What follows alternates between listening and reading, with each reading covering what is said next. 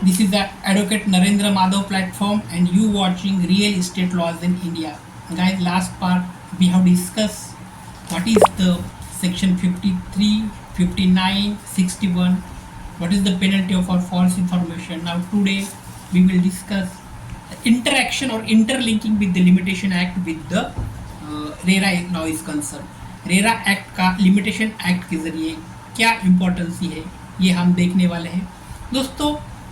जो limitation period है वो बहुत ज़्यादा इम्पोर्टेंट साबित होता है, क्योंकि जब भी अगर आपको कोर्ट में जाकर कोई भी केस आपको फाइल करनी होती है तो वो with in a prescribe period में फाइल करना होता है।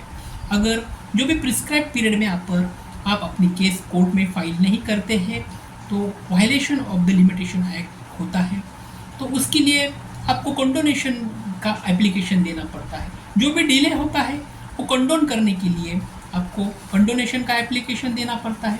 तो डिले कहाँ से कहाँ तक कंडोन होता है, कितने एंगल का डिले कंडोन होता है, कितने दिनों का डिले कंडोन होता है और उसके लिए क्या प्रोविज़न है, ये तो हम जब भी लिमिटेशन एक्ट देखने वाले उसमें तो बहुत विस्तार से देखेंगे। आज हम सिर्फ interlinking with the RERA act को देखेंगे कि रेरा एक्ट में क्या खुद प्रोविज़न है। आज हम रेरा एक्ट का ही लिमिटेशन जो प्रिस्क्राइब मेंशन किया है वो यहाँ पर देखेंगे। तो सबसे पहले हम ये देखेंगे what is the limitation mention in the RERA act. The act does not prescribe a strict limitation period for filing a complaints, but complaints should be filed within a reasonable time.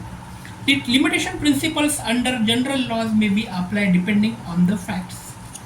देखो ना कि RERA की जितने भी section है वहाँ पर कोई लिमिटेशन का प्रावधान मेंशन नहीं किया गया है, तो भी लिमिटेशन एक्ट का जितने भी सेक्शन है वो रेरा एक्ट में हो ही जाएंगे अप्लाई। अब ये अप्लाई कब हो जाएंगे, जब with in a prescribe period में आप अपना जो भी दावा है या अपना जो भी क्लेम है वो कोर्ट में फाइल नहीं करते या फिर रेरा ट्रिब्यूनल में फाइल नहीं करते और रेरा अथॉरिटी में फाइल नहीं करते, तो उसके लिए अकॉर्डिंग टू लिमिटेशन एक्ट आपको चलना पड़ेगा। लेकिन यहाँ पर यही कहा है कि इसके लिए कोई स्ट्रिक्ट प्रोविजन यहाँ पे मेंशन किया नहीं है। रेरा एक्ट में लिमिटेशन का प्रावधान मेंशन नहीं है, लेकिन the complaints file should with in reasonable time, कि जो भी रीजनेबल टाइम होता है ना उसमें ही आपको कंप्लेंट फाइल करनी होती है। अगर रीजनेबल टाइम अगर लैप्स होता है तो जैसे आप देखते हैं कि limitation according to limitation act फिर डिले कंडोनेशन का एप्लीकेशन देना पड़ेगा और साथ ही साथ कितने दिनों का डिले वहाँ पर काउंट हो जाता है, वो डिले कंडोन होगा या नहीं होगा ये उसके ऊपर कोर्ट के ऊपर और कोर्ट का डिस्क्रिशनरी पावर है, वो कोर्ट जानेगा। लेकिन अकॉर्डिंग टू रेरा में अगर लिमिटेशन का कोई प्रोविजन है तो वो स्पेसिफिकली मेंशन नहीं किया गया है, लेकिन लिमिटेशन एक्ट में जो भी प्रोविजन है वो सब रेरा में अप्लाई हो जाते हैं। तो ये लिमिटेशन प्रिस्क्राइब जो पीरियड है वो बहुत ज़्यादा इम्पोर्टेंट है और लिमिटेशन एक्ट का रेरा एक्ट से बहुत ज़्यादा कनेक्शन है। अगर रेरा एक्ट में भी विद इन स्पेसिफाइड पीरियड में फाइल करना मेंशन किया गया है, अगर नहीं फाइल होता है तो अकॉर्डिंग टू लिमिटेशन एक्ट का जो भी प्रावधान है वो वहाँ पर लग जाता है। दोस्तों आज हम थोड़ा इम्पोर्टेंट भी रेरा एक्ट के बारे में बात करेंगे कि कौन कौन से होम बायर को रिलीफ अवेलेबल होते हैं। तो relief available for the home buyers के लिए बात करेंगे। Now first thing is that और first relief is that refund with interest.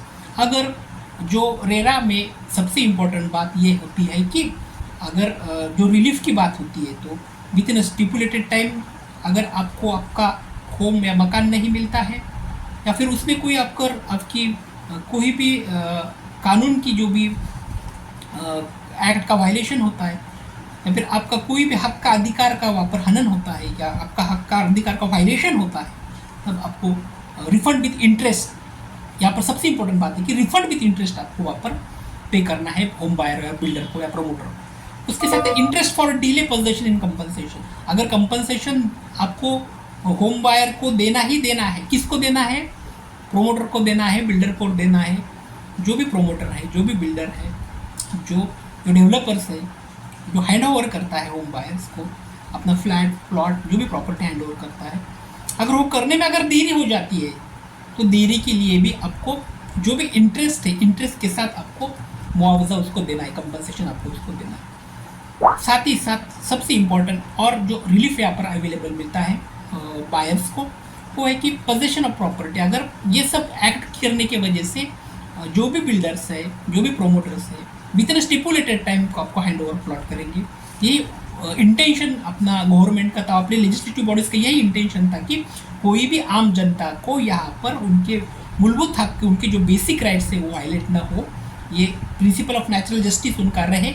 यही सबसे अच्छा जो बात है, वो बात जो बात है प्रिंसिपल ऑफ नेचुरल जस्टिस की, वही बात ध्यान में रखते हुए ही इंडियन गवर्नमेंट ने और भारतीय लेजिस्लेटिव बॉडीज़ ने ये रेरा एक्ट बनाया है। इसके साथ साथ सबसे इम्पोर्टेंट बात यह है कि direction to the promoters for compliance. अगर कोई एक्ट का वायलेशन होता है तो जो डायरेक्शन दिए गए हैं होम बायर को कि अपना कंप्लायंस करें, और कंप्लायंस कहाँ पे करना है वो भी मेंशन किया गया है कि सबसे पहले रेरा अथॉरिटी पर करना है, उसके बाद रेरा का ट्रिब्यूनल है वहाँ पर भी आपको कंप्लायंस करना है, और उसके बाद अगर अपीलेट में नहीं जाना है तो उसके बाद भी आप हाई कोर्ट में भी जा सकते हैं। अगर रेरा ट्रिब्यूनल आपका अगेंस्ट कोई जजमेंट ऑर्डर पास करता है तो इसके लिए अपीलेट प्रोविजन आप हाई कोर्ट में जाकर भी कर सकते हैं। दोस्तों, रेरा बहुत इंपॉर्टेंट कानून है। ये आम इंसान के लिए, आम जनता के लिए सुविधा हो, आम इंसान का हक में अधिकार जो है, हक और अधिकार का सबसे ज़्यादा जतन हो, यही उद्देश्य लेके भारतीय सरकार ने ये रेरा एक्ट लाया है। यहाँ पर आप जुड़ेंगे, आने वाले वीडियो में हम रियल इस्टेट लॉज के दूसरे भी जो इम्पोर्टेंट एक्ट है उसके बारे में बात करेंगे। रेरा का एक्ट यहाँ पर ख़त्म होता है, लेकिन रेरा से इंटर लिंकिंग जो भी इम्पोर्टेंट एक्ट है वो real estate laws of India की सीरीज़ में आने वाले पार्ट में हम देखेंगे। यहाँ पर रुकते हैं। वीडियो अगर अच्छा लगता होगा तो आपको लाइक भी करना है और सब्सक्राइब भी करना है। Thanks for watching my channel. Thank you so much दोस्तों।